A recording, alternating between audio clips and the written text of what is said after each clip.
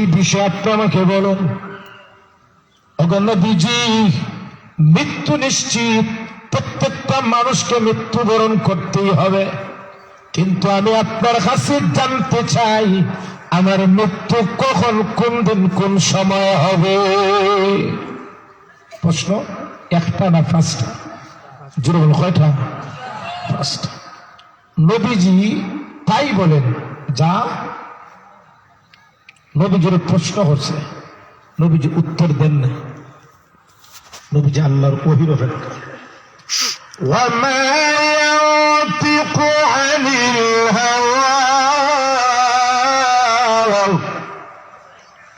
In হুয়া ইল্লা ওয়াহয়ুন ইউহা। নবীজি আল্লাহর ওহীর অপেক্ষা। এমন সময় ফাঁস প্রশ্নের উত্তর দিয়ে আল্লাহ জিবরাইল আলাইহিস সালামের মাধ্যমে নবীজির কাছে সূরা লুকমানের শেষ আয়াত নাযিল করে আল্লাহ নবীজির জানিয়ে দিলেন ফাঁস প্রশ্নের উত্তর কি। কি উত্তর দিলেন আল্লাহ? দেখেন, আল্লাহ বলেন,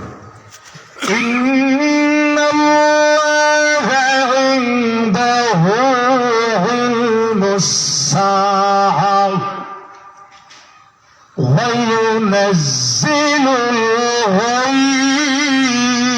গায়স ওয়া ইয়া'লামু মা ফিল আরহাম।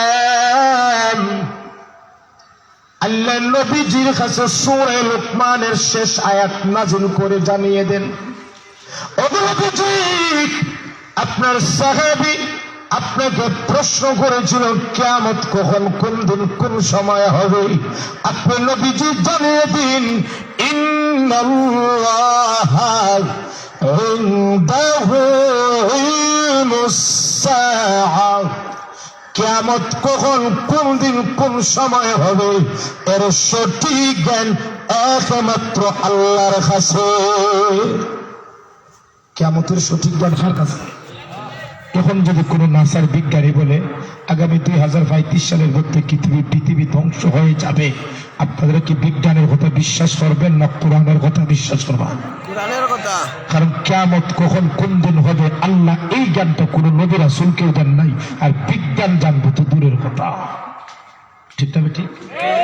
কেউ যদি কোনো সময় বলে কিয়ামত অমুক দিন হবে, আপনারা কি বিশ্বাস করবেন? কিয়ামতের সঠিক জ্ঞান কার? আল্লাহর। মন্তব্য ইনশাআল্লাহ। ওয়া ইউনাজ্জিলুল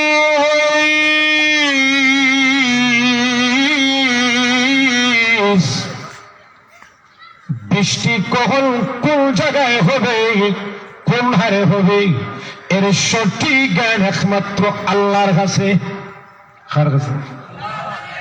আপনারা এটা 50% মানে আর 50% মানতেছি না। কেন? আমরা টিভি রেডিও আবহাওয়ার খবর শুনলে অনেক সময় আবহাওয়ার সাংবাদিকরা আগামীকাল সিলেট বৃষ্টি হয় এমন একটা বার্তা বলে, দেখা যায় বাস্তবে আগামীকাল বৃষ্টি হয়। ঠিক না? বৃষ্টি হয় না? হয় না? তা আপনি বলছেন বৃষ্টি কখন, কোন জায়গায় হবে আল্লাহ জানে, কেউ জানে না, আমাদের দেশের আবহাওয়ার বিদ্যা তো জানে। তাহলে আয়াত এবং বর্তমান নিউজের সাংঘর্ষিক হইল না? হইল না? জোরে হইল না? হইল না?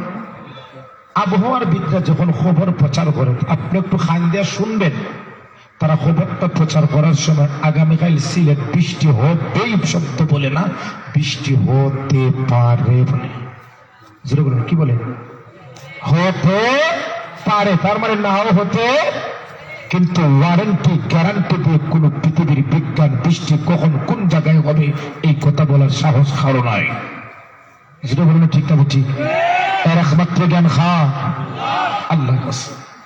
ওখানে আল্লাহ বলে ওয়া ইউনাজ্জিলুল গায়স, কখন, কোন জায়গায়, কোন হারে বৃষ্টি হবে এর একমাত্র সঠিক জ্ঞান আমার আল্লাহর কাছে। ঠিক না? ওয়া ইয়া'লামু মা ফিল আরহাম, মায়ের পেটে ছেলে না মেয়ে, সুস্থ না বিকলাঙ্গ, এর সঠিক জ্ঞান কার কাছে? আপনারা বলতে পারেন হুজুর না, এই কথাটা পুরাপুরি মানতে রাজি না। আমরা দেশের কম্পিউটার যখন গর্ভবতী নারীর কম্পিউটার লাগানো হয় তখন কম্পিউটার বলে দিতে পারে ছেলে না মেয়ে। ঠিকঠাক নজর ওখানে ঠিকঠাক ঠিক। তাহলে আপনারা বললেন মায়ের পেটে কি আছে একমাত্র আল্লাহ জানেন, কিন্তু আমাদের দেশের কম্পিউটারে মায়ের পেটে ছেলে না মেয়ে জানে না। তাহলে এটা তো বুঝাইল না। আচ্ছা বলুন তো, কম্পিউটার যখন পরীক্ষা করা হয় এটা কখন, সন্তান আকৃত হওয়ার আগে না পরে? যখন না পরে। সন্তান যখন গর্ভে মহিলার আসে তখন কম্পিউটার ডাক্তার না, আমরা দেশের আগের মহিলার গর্ভবর্তী মহিলার হাঁটার লক্ষণ, গর্ভবর্তী মহিলার খাওয়ার লক্ষণ, গর্ভবর্তী মহিলার চলার লক্ষণ দিকা হইতা তোর ঘরের ছেলে হইব গো, পরে দেখা গেছে ছেলে হইব। ঠিকটা ঠিক। এটা কম্পিউটারে যাওয়া দরকার নেই। আকৃতি ধারণ করার পরে আমরা দেশের মা বলতে পারে তোর ঘরে ছেলে মেয়ে হবে, কিন্তু আল্লাহ বলেন মায়ের পিঠে কি আছে আমি জানি। কখন? ইয়াখরুজু মিন বাইনিস সুলবি ওয়াত তারাইব,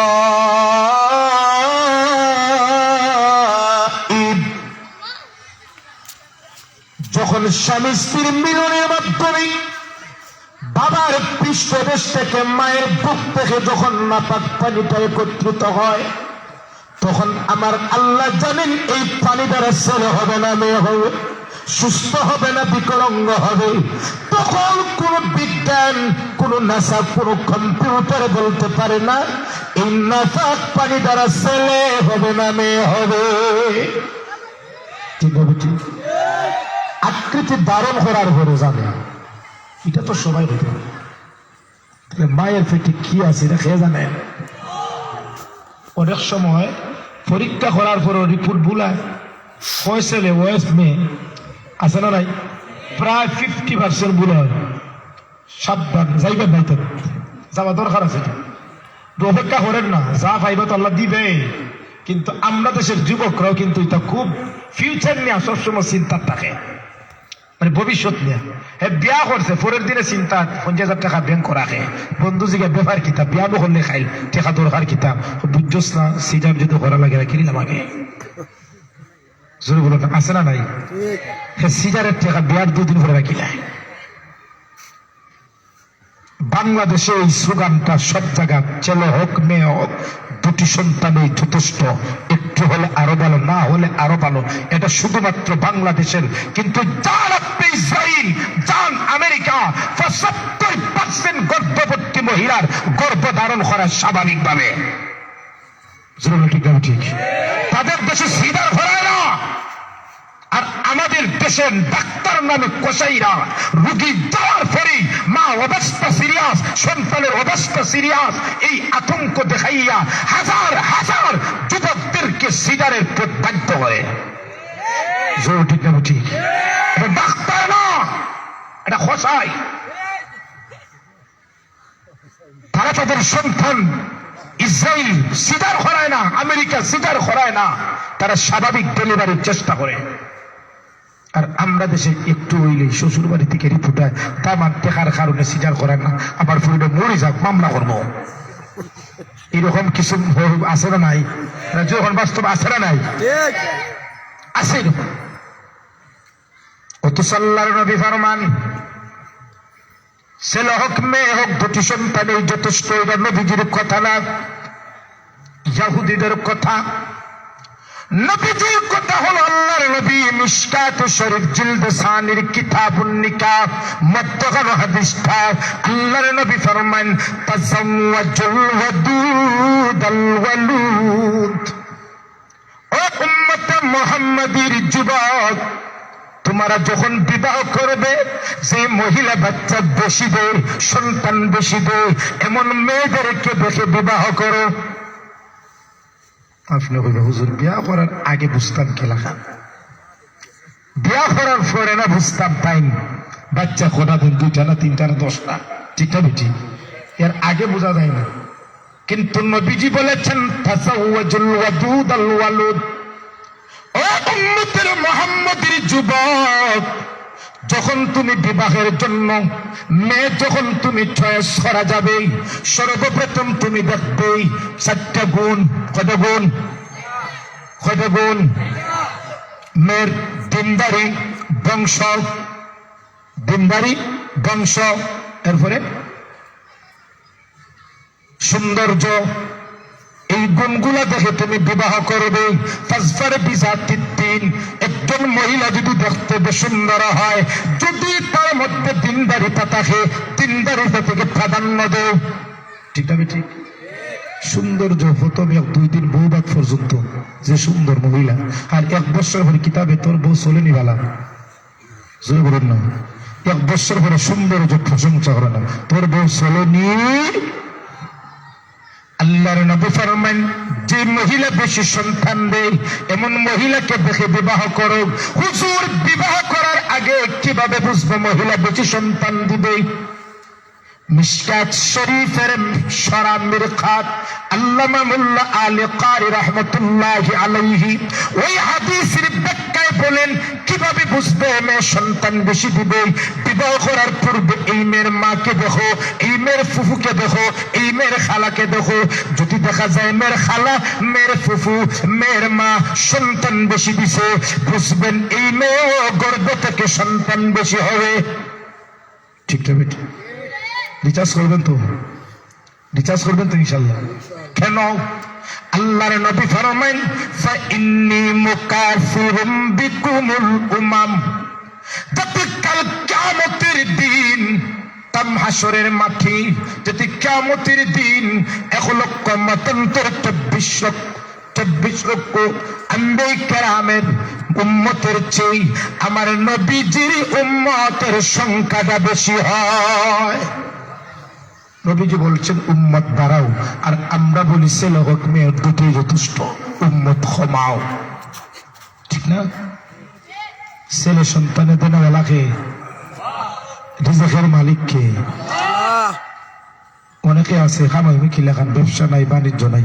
আচ্ছা বলুন তো, কুকুর কিতা ব্যবসা করে না? আপনার সিকন্দর টুলার কুকুর ব্যবসা করেনি? আজ পর্যন্ত শুনছি একটা কুকুর আনা খাইয়া মারা গেছে। বিড়াল কোনো ব্যবসা করে না। আজ পর্যন্ত শুনছেন সিকন্দর টুলার একটা বিড়াল আনা খাইয়া মারা গেছে। ওরে পৃথিবীর মানুষ, আল্লাহ যদি একটা কুকুরকেও যদি রিজিক দ্বারা পরিপূর্ণ করে দিতে পারেন, কোনদিন কুকুর রিজিকের পেরেশানি করে না, রিজিকের জন্য চিন্তার প্রয়োজন নাই। আল্লাহ তার রিজিকের ব্যবস্থা করেই দিয়েছেন। তুমি আশরাফুল মাখলুকাত, ওয়ালাকাদ কাররামনা বানি আদম, সৃষ্টির শ্রেষ্ঠ জাতি তুমি মুসলমান বনি আদম, তুমি তো রিজিকের কারণে মরবে না। ঠিক না? রিজিক দেনা মালা খেয়ে। তাহলে বলছিলাম, মায়ের পেটে ছেলে না মেয়ে, সুস্থ না বিকলাঙ্গ, এর সঠিক জ্ঞান কার কাছে? আল্লাহর কাছে। ডাক্তার কাছে যাবেন? আল্লাহ বলেন, তারপরে আল্লাহ বলেন, ওয়ামা তাদরি নাফসুম মাযা তাকসিবু গাদা, আগামীকাল তোমার মঙ্গল হবে না অমঙ্গল হবে, ব্যবসার লোকসান হবে না লাভবান হবে, এর সঠিক জ্ঞান কার কাছে? কোন মানুষ জানে না। ওয়ামা তাদরি নাফসুম বিআইয়ি আরদিন তামুত, মানুষ কোন জায়গায় কখন কোন অবস্থায় মৃত্যুবরণ করবে, কার কখন মৌত হবে, এর সঠিক জ্ঞান কার কাছে? কিন্তু মৌত কিন্তু সুনিশ্চিত হবে। মৌত, এর মধ্যে কোন সন্দেহ আছে? মৌত সুনিশ্চিত হবে, এর মধ্যে কোন সন্দেহ নাই। হবেই। হিন্দু হোক, বৌদ্ধ হোক, খ্রিস্টান হোক, ইহুদি হোক, মুসলমান হোক, ধর্মের পার্থক্য থাকতে পারে, কিন্তু সব ধর্মে এই কথার উপর একমত মৌত হবেই। সবারই কথার উপর একমত মৌত হবেই। মৌত থেকে বাঁচা সম্ভব না।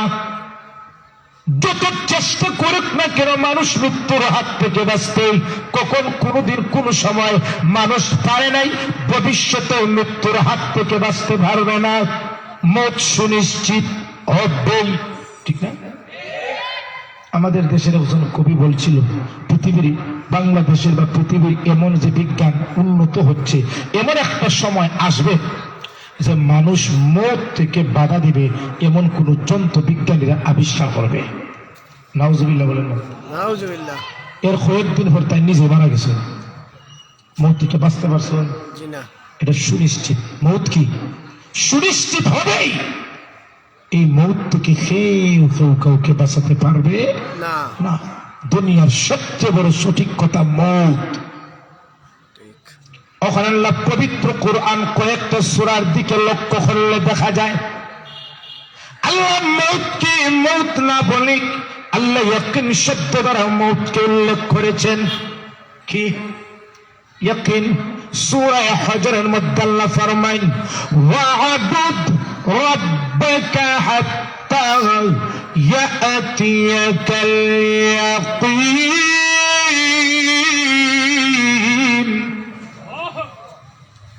ওয়া'বুদ রাব্বাকা, তোমার রবের ইবাদত করো, হাত্তা ইয়াতিয়াকাল ইয়াকিন, আই মউত, মৃত্যু আসার আগ পর্যন্ত। কেন আল্লাহ হাত্তা ইয়াতিয়াকাল মাউত শব্দ বলেন নাই? ইয়াকিন শব্দ কেন বলেছেন? ইয়াকিন শব্দের অর্থ হলো সুনিশ্চিত, অর্থাৎ মউত এমন একটা বিষয়, এটা সুনিশ্চিত হবেই, এর মধ্যে কোনো সন্দেহ আসেনি। আরেক সূরার মধ্যে আল্লাহ মউতকে আল্লাহ মউত না বলে ইয়াকিন বলেছেন, হাত্তা আতাল ইয়াকিন, আইল মউত। মউতকে ইয়াকিন বলেছেন কারণ মউত নিশ্চিত, সুনিশ্চিত হবেই, এর মধ্যে কোনো সন্দেহ। মউত এমন একটি বিষয়, আল্লাহ পবিত্র কোরআনের এক সূরা সূরা মুলকের মধ্যে আল্লাহ প্রথম বলেছেন আমি মউত সৃষ্টি করেছি, এরপরে বলেছেন জীবন সৃষ্টি করেছি। আচ্ছা বলুন তো আগে মউত না আগে জীবন? এরপরে কি? কিন্তু আল্লাহ বলেছেন আগে মউত, এরপরে বলেছেন জীবন। আল্লাহ কিন্তু ভুল করে দিয়েছিল। সূরা মুলকের মধ্যে আছে না নাই? তাবারাকাল্লাযী বিয়াদিহিল মুলক ওয়া হুয়া আলা কুল্লি শাইইন কাদির الذي خلق الموت والحياة ليبلوكم أيكم أحسن عملا। আল্লাহ আগে বলেছেন আল্লাযী খালাকাল মাউত, এরপরে বলেছেন ওয়াল হায়া, হায়াতকে সৃষ্টি করেছি। কিন্তু আগে মানুষের জীবন, এরপরে মউত। কিন্তু আল্লাহ বলেছেন আগে মউত এরপরে জীবন। কেন এই সিস্টেমটা করলেন? কেন আল্লাহ পরিবর্তনটা করলেন? আল্লাহ পৃথিবীর মানুষকে এই মেসেজটাই দিয়েছেন মউতকে আগে এনে। মউত এমন একটা বিষয়, এটা হবেই। মউতটা কি নিশ্চিত হবে, সুনিশ্চিত, এর থেকে বাঁচার কোনো পথ নাই। মানুষ মৃত্যু থেকে বাঁচতে চায়, কিন্তু এই চেষ্টাটা যদি মানুষ জাহান্নাম থেকে বাঁচার করত, তাহলে মানুষ জাহান্নাম থেকে বাঁচতে পারত, ঠিক না? মৃত্যু থেকে মানুষ যে পরিমাণ বাঁচার চেষ্টা, এই চেষ্টাটা যদি জাহান্নাম থেকে বাঁচার করত, তাহলে জাহান্নাম থেকে বাঁচতে পারতো না? পারতো না? জোরে বললেন। কিন্তু মানুষ মউত থেকে বাঁচার চেষ্টা করে, কিন্তু মউত থেকে বাঁচতে পারে না। কুল্লু নাফসিন যায়িকাতুল মাউত, প্রত্যেকটা প্রাণী মৃত্যুবরণ করবেই, হবেই, ঠিক তো বেটি?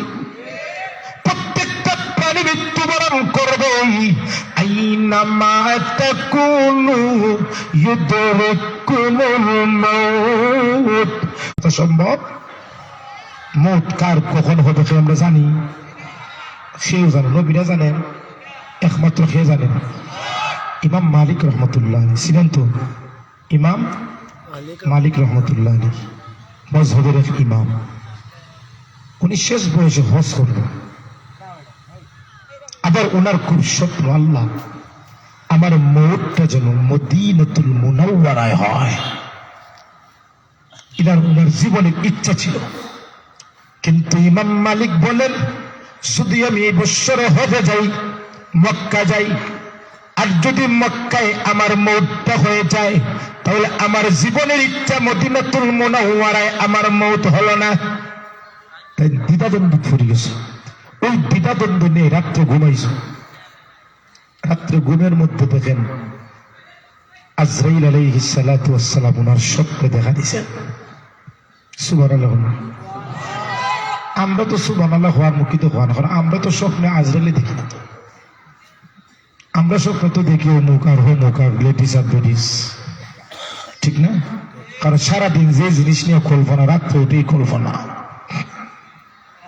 ইমাম মালিক যখন দেখলেন আজরাইল ওনার চোখ সামনে দেখা,